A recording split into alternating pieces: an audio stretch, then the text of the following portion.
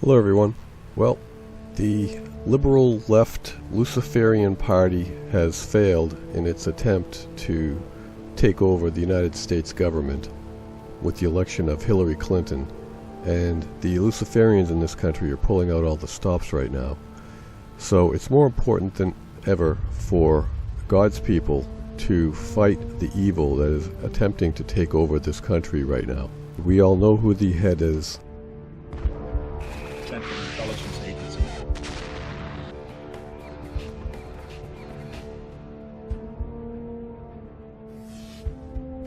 Johnny Cerrucci is joining us today. He's a former Army soldier and National Guardsman who was deployed to Iraq, and given his experiences, he came away with the desire to write this epic opus of a book called Illuminati Unmasked, which I urge you to read, filled with fascinating details and insights we'll be discussing right now.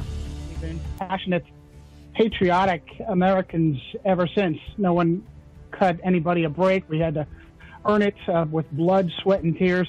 And that was the foundation of my going into the military and making a career of being in the military. And I began to get very frustrated, Sean, with what I saw in both the military chain of command and in American government. The policies that were counterproductive, particularly in my war experience, it seemed like we were doing far more harm than we were doing any good. They're bringing back the MRAPs that I wrote in, and they're giving up to local law enforcement. And local law enforcement, every time there's a mass shooting or a big terrorist event, get dressed up in olive drab and camouflage and act like they're going to retake Fallujah. The administration of Barack Obama, it seemed like he rolled in. There were no changes from the Bush administration. It was really Bush on steroids, Bush part 3. My bias is I'm a Christian, and so I got really disgusted with the typical venues, the typical media outlets that I went to get answers and get information. It just seemed like they really were just carrying the water. The death of Osama bin Laden, I had inside information that the death of Osama bin Laden did not go the way the media told us. And when the typical conservative outlets continued to carry the water for the administration, I knew something was really wrong.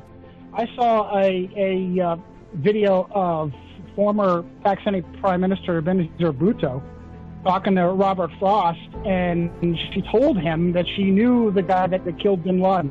That's one source, very likely a very credible source. She was later murdered herself. Bin Laden, it's absolutely ridiculous to think that bin Laden on kidney dialysis in a cave in Afghanistan could have coordinated 9/11. I don't know of anybody that truly believes that. Probably the same people that believe that Lee Harvey Oswald killed JFK.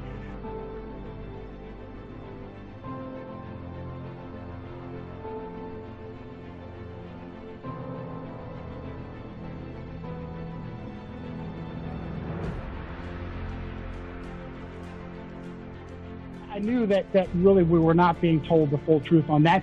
So, of course, it's theater, it's staged events, but you mentioned before about America being an occupied country, and I think that's so important for people to understand, that the entire globe is now basically considered the homeland. Sorry, not the homeland. The homeland is here, but the entire globe is now considered the empire. And the idea is America basically is now part of this global empire, and that's why the National Guard, like yourself, can be deployed to foreign countries, because even though the National Guard is designed to protect the nation, the notion is, well, there's no nation anymore. There's just this fascist empire, and that's why the fascists are right there in the Congress, right? Whenever whoever's addressing the Congress at the front, you'll see the fascists are right there next on the sides of the congressional stage, I should say, and that's indicating of what you are. It's this empire, this new Rome, basically. So that gets us to the old global empire, which is the Catholic Empire, right? Which was itself the Roman Empire converted, right? Because once the Roman Curia was adopted from the Roman Senate, then they converted the Roman Empire into this, what's now, the Holy Roman Empire, or the Catholic Empire, the Catholic Church. So it never died. And would you say that America really has been absorbed by the Catholic Empire through the initiative of the Jesuits? Because that's really what your book, Illuminati Unmasked, is about. It's about the Jesuit influence in this globalized operation, let's say, of controlling and manipulating governments. Absolutely, Sean. You're dead on. The fascists, they're two of them. They're fasci. They're in Congress. It is a bundle of rods. The ones in Congress are wrapped around a battle axe. Just could be wrapped around any particular weapon, signifying the autocratic or tyrannical rule of one. That absolutely the Roman Empire never died. It simply went dark. It went invisible. And now, there's an aspect of Christian eschatology, Christian prophecy, particularly in the book of Daniel, that talks about the fourth and final beast that is unlike all the previous beasts. And I'm convinced that the reason why it says that is because that this is Rome. Rome is the fourth and final beast. And rather than the previous empires, Persia, Babylon, Greece, the previous Roman Empire, when they wanted to force you to do their will, they'd put a soldier on your street corner and run you through if you didn't do what you're told, crucify you or take care of you with coercive force, direct coercive force. This new empire controls through usurpation. They have co-opted and corrupted all of the major leadership positions. They don't have to necessarily control all 535 members of Congress, but they can control the key positions. And for instance, our relatively new Jesuit Pope, Jorge Mario Bergoglio, just spoke to a joint session of Congress on September 24th of last year. He is the one that stood between the fasci. He is the one that stood next to the Aquila. If you look at pictures inside inside Congress, you'll see not just the fasci, but a Roman Aquila, which is a battle eagle on a staff. And that's planted on a location of military conquest. When he gave that address, Sean, he stood in front of John Boehner, who was Jesuit educated at Xavier, and he stood in front of the President pro tem of the Senate, Joe Biden, devout Roman Catholic, who was recognized by the Jesuits at Scranton, Pennsylvania. John Boehner took over from Nancy Pelosi. You think two polar opposite people, Democrat, Republican, conservative, liberal. Nancy Pelosi was mentored by a Jesuit by the name of Stephen J. Privet, president of San Francisco University. And she instituted the first Jesuit chaplain as house chaplain in the house there. And John Boehner came in and instituted the first Jesuit chaplain. Boehner has now turned the reins over to, Paul Ryan. He's turned it over to Paul Ryan. Paul Ryan, good Catholic boy, altar boy when he was younger, as a matter of fact. The number of Jesuit-trained Roman Catholics that Barack Obama, in right-wing circles, I like to say that, hey, Barack Obama has been so bad for the country, he's a secret Muslim. He's a secret communist. He's neither. He has installed so many Jesuit-trained Roman Catholics, you'd think he himself was Catholic. As a matter of fact, I've seen reports of how he carries around a rosary in his pocket, and he's got a picture of the Virgin Mary in his wallet.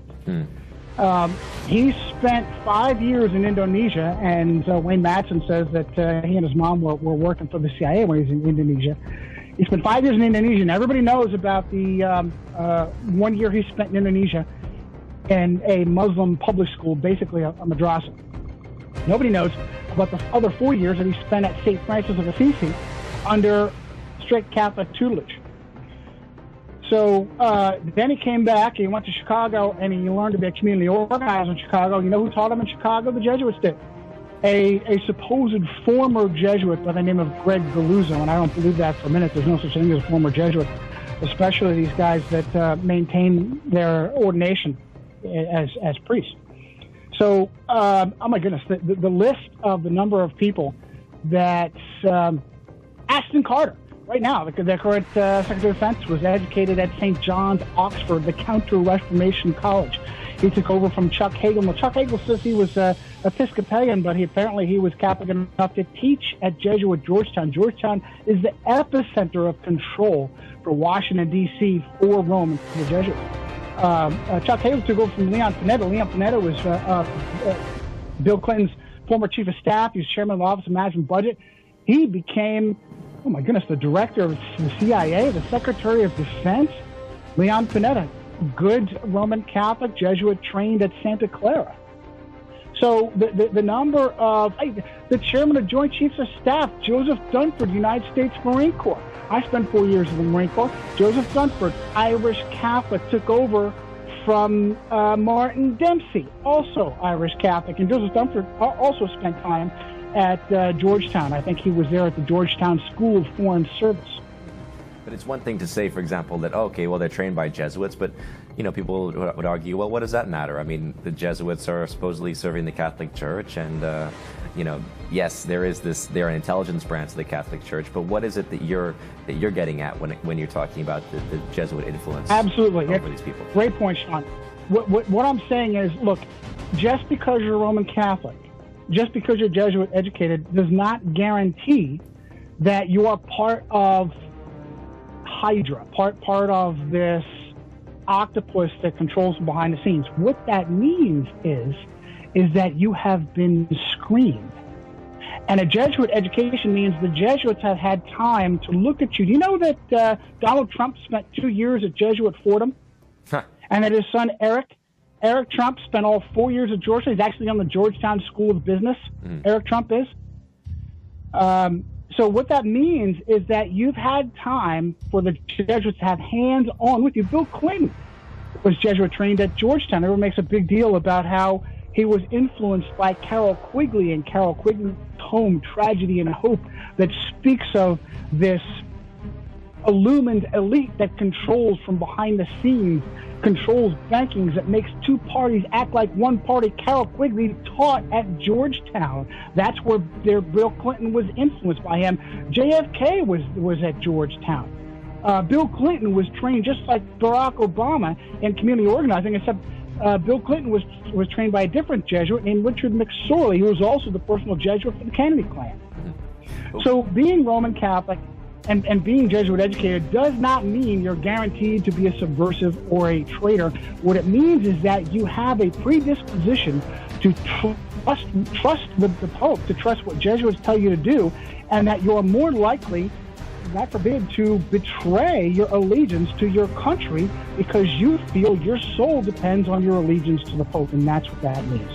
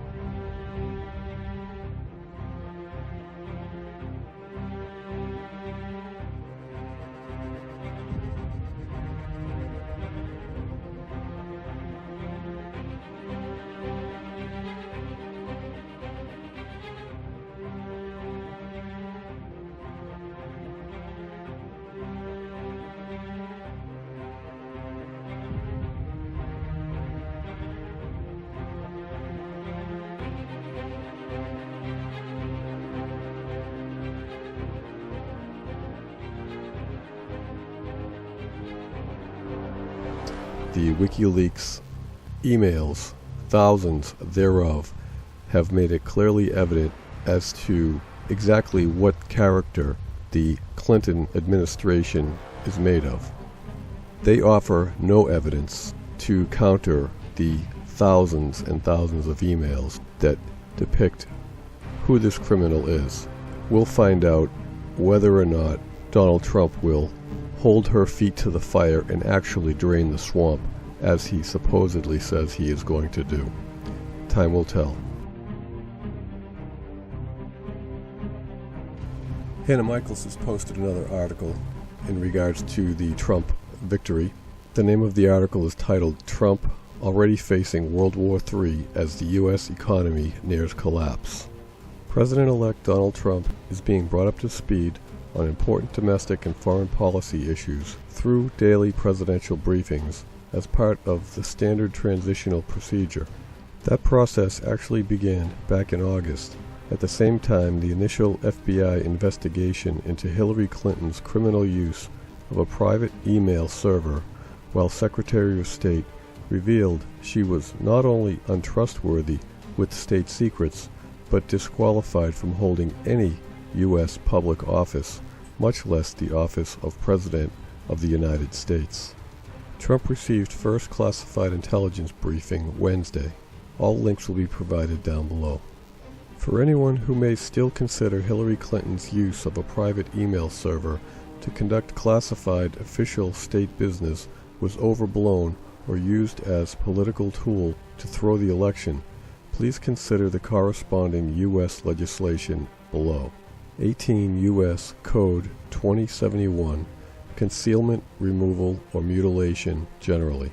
Whoever willfully and unlawfully conceals, removes, mutilates, obliterates, or destroys, or attempts to do so, or, with intent to do so, takes and carries away any record, proceeding, map, book, paper, document, or other thing filed or deposited with any clerk or officer of any court of the United States, or in any public office, or with any judicial or public officer of the United States, shall be fined under this title or imprisoned not more than 3 years, or both. B.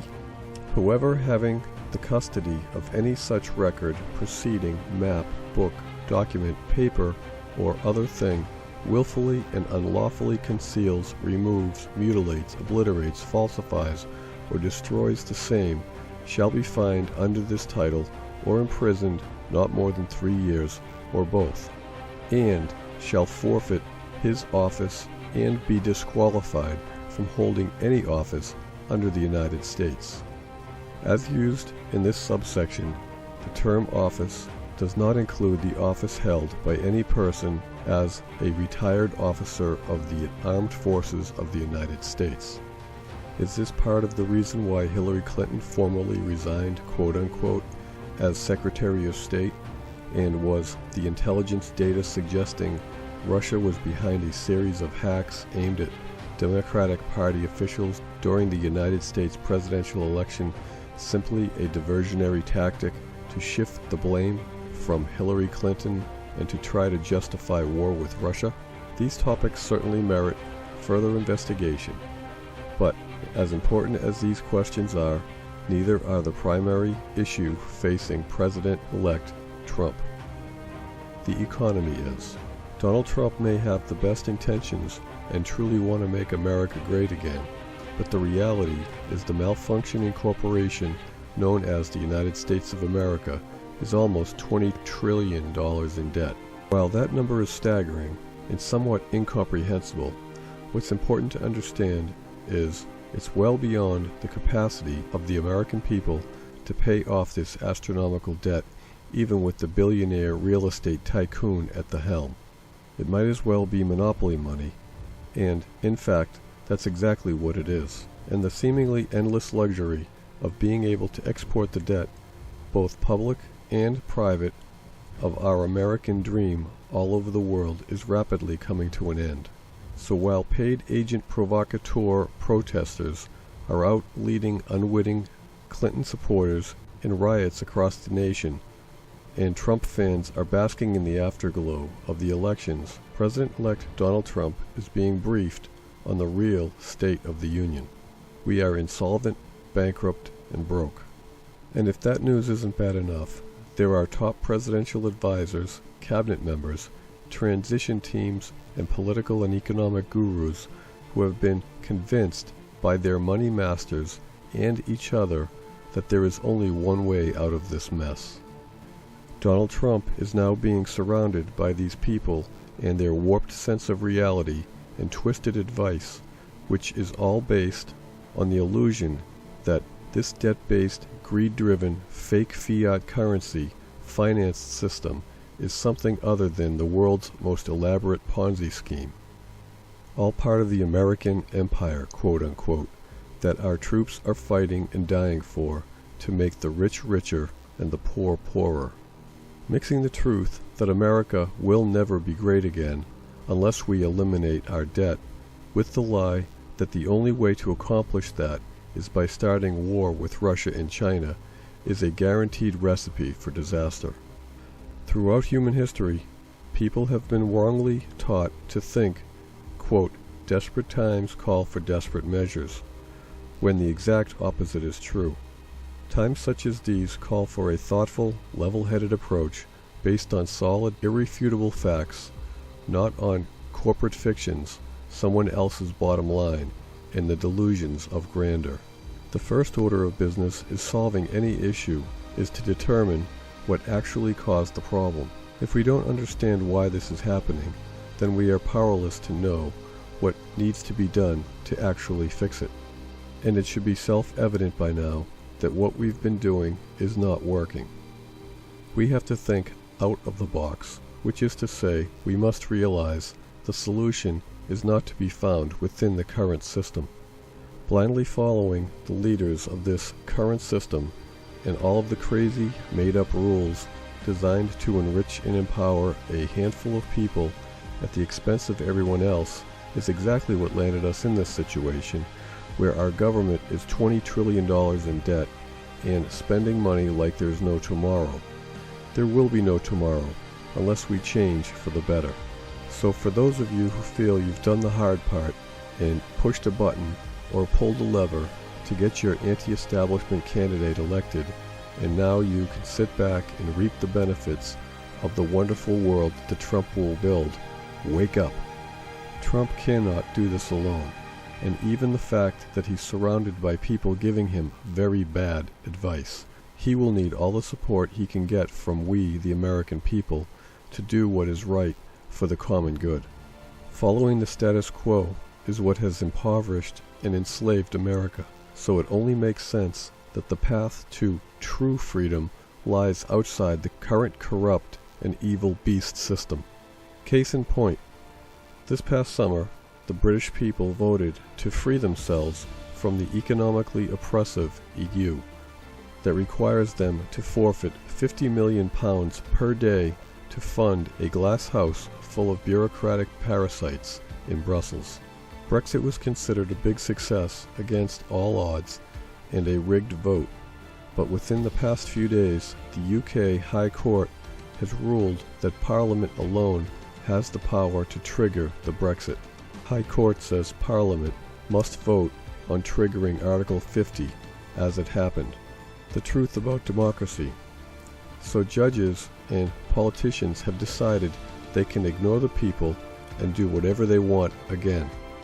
They were able to get away with this because the people thought that their job was over when they cast their vote, only to find out a few months later that the system is and always has been rigged against the common people and the common good. Which brings us back to the question of why is this happening and what we need to do to fix it. How obvious does it need to be that the problem is the box? People struggling to think outside the box because we've spent our entire human existence inside the box and have developed Stockholm Syndrome as a result. There's only one way to get rid of the evil system. Get rid of the box. The box is made up of unfair rules, so if you want to tear down the box, you have to get rid of the rules that built it. It's really that simple. Without the box rules, the box has no framework, no supporting foundation. Man-made legislation, codes, policies, and procedures, etc., which we have been wrongfully conditioned to believe are laws and the rules of the box. These rules are not laws, but instead are tools used by the rich and powerful to enclose and enslave us. And sadly, we are helping them build our own prison, tomb really, one evil rule at a time, without taking notice of the walls going up around us. It's time for us to take notice, to start to see the world the way it really is, and do something about it. The very best and only way to effectively dismantle the box is to get rid of all the rules that built it. Fortunately, we have been provided with the perfect means for doing that, from outside the box by one who is ready and willing and able to help us, if we will only follow the simple, easy-to-follow instructions that have been given specifically for that task. Those simple, easy-to-follow instructions can be found in the first 5 books of the world's all-time best-selling volume, the Bible. Those 5 books are Genesis, Exodus, Leviticus, Numbers, and Deuteronomy, and are collectively referring to the Torah, which is Hebrew and means the law, also the new song. The law contains not only the 10 Commandments, which are the basic universal principles of the law, but also the perfect agricultural policy, the perfect economic policy, the perfect system of justice, the perfect healthy diet. It was designed by the only one who exists outside of space and time to protect us from evil and to keep us free. Within the law, mankind has been forbidden from legislating, that is, making up our own rules. Deuteronomy 4:2. Ye shall not add unto the word which I command you, neither shall ye diminish aught from it, that ye may keep the commandments of the Lord your God, which I command you. Upon pain of death. Deuteronomy 17:11-13. According to the sentence of the law which they shall teach thee, and according to the judgment which they shall tell thee, thou shalt do. Thou shalt not decline from the sentence which they shall show thee, to the right hand, nor to the left. And the man that will do presumptuously, and will not hearken unto the priest that standeth to minister there before the Lord thy God, or unto the judge, even that man shall die, and thou shalt put away the evil from Israel. And all the people shall hear, and fear, and do no more presumptuously. Within the law, we have been promised all the help we need if, and only if, we follow the instructions to the letter. Deuteronomy 30:15-20. See, I have set before thee this day life and good, and death and evil. In that I command thee this day to love the Lord thy God, to walk in his ways, and to keep his commandments and his statutes and his judgments, that thou mayest live and multiply.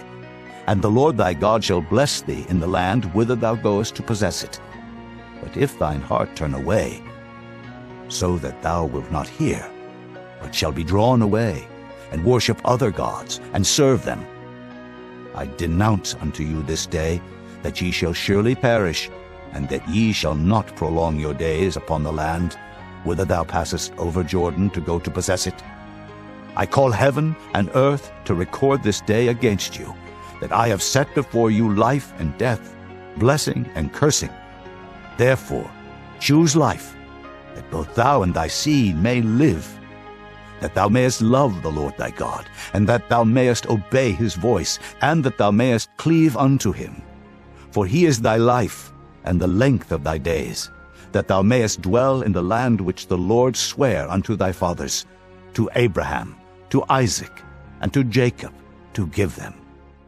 And within the law, we have been provided examples of exactly how all of this can and should work, as well as very accurate predictions of what to expect if we choose to do things our own way.